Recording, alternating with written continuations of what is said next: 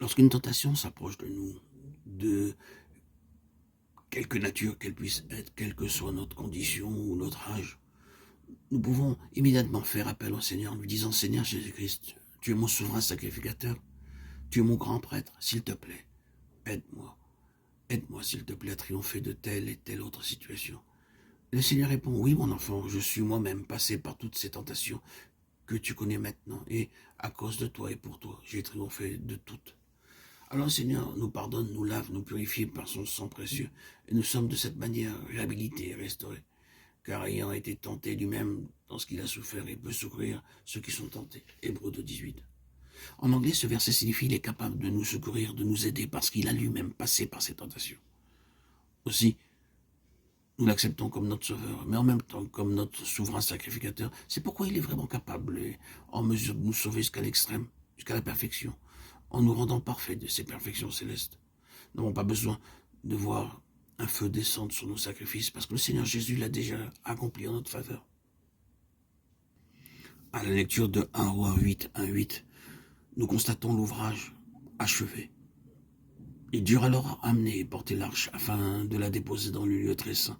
De même, il nous faut donner au Seigneur Jésus-Christ le contrôle, la domination absolue sur notre être tout entier afin que nous puissions comprendre le dessein qu'il a conçu en nous sauvant. L'arche de Dieu fut conservée dans le lieu très saint.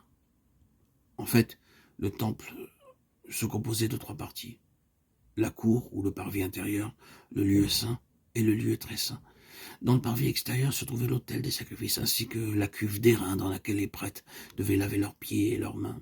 Dans le lieu saint se trouvaient 3 objets: le chandelier d'or, la table des pains de proposition, l'autel d'or pour les parfums. Dans le lieu très saint se trouvait l'arche de l'alliance, et sur l'arche, tenant lieu de couvercle, il y avait le trône de grâce ou propitiatoire sur lequel se trouvaient 2 chérubins. Sur le parvis extérieur brillait la lumière solaire. Le lieu saint était éclairé par le chandelier d'or dont les lampes étaient entretenues jour et nuit. Aucune lumière de l'extérieur ne pénétrait dans le lieu très saint, mais seulement la lumière divine s'y trouvait. C'est là qu'était conservée l'arche de l'Alliance. Seul le souverain sacrificateur pouvait pénétrer derrière le voile afin d'entrer dans le lieu très saint, et ceci une seule fois par an, le jour de l'expiation. En ce jour de l'expiation seulement, le souverain sacrificateur devait offrir le sang du sacrifice et le répandre sur le couvercle en or de l'arche, appelé le propitiatoire. Imaginez maintenant la foule des croyants rassemblés à la porte du temple sur le parvis en ce jour de l'expiation. Il n'y avait pas le droit de pénétrer à l'intérieur, mais ils devaient se tenir à la porte du temple. Beaucoup d'entre eux avaient amené des animaux pour offrir des sacrifices, des holocaustes, des sacrifices d'action de grâce, de prospérité, de paix, et des sacrifices pour le péché. Et tous ces sacrifices nous parlent de ce sacrifice unique, parfait du Seigneur Jésus-Christ lui-même.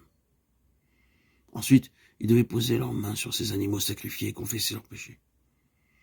Alors les animaux étaient mis à mort en leur faveur. Puis le sacrificateur devait revêtir ses vêtements sacrés, et prenant le sang du sacrifice, il devait le porter derrière le voile dans le lieu très saint. On voyait maintenant le souverain sacrificateur pénétrant dans le lieu très saint avec le sang du sacrifice et aspergeant de sang le propitiatoire ou couvercle d'or recouvrant l'arche de l'alliance entre les chérubins, et que soudain surgisse le feu du ciel, le feu divin consumant le sang offert sur le propitiatoire. Nous avons là la preuve de la satisfaction du Dieu saint. Il a accepté le sacrifice offert par le souverain sacrificateur en faveur du peuple. Les péchés du peuple sont alors pardonnés à cause du sang de ce sacrifice. Alors le souverain sacrificateur sort du tabernacle. Le peuple attend dehors avec anxiété, s'attendant à recevoir le message du souverain sacrificateur.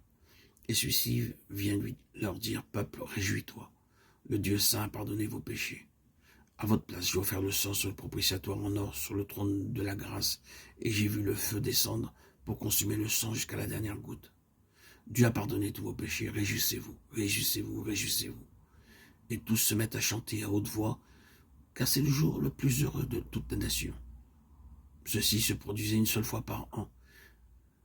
Mais le Seigneur Jésus-Christ, notre souverain sacrificateur éternel, est entré une seule fois pour toutes dans le lieu très saint, céleste et éternel. Et il est entré une fois pour toutes dans le lieu très saint, non avec le sang des boucs et des veaux, mais avec son propre sang, et a obtenu une rédemption éternelle. Hébreux 9, 12.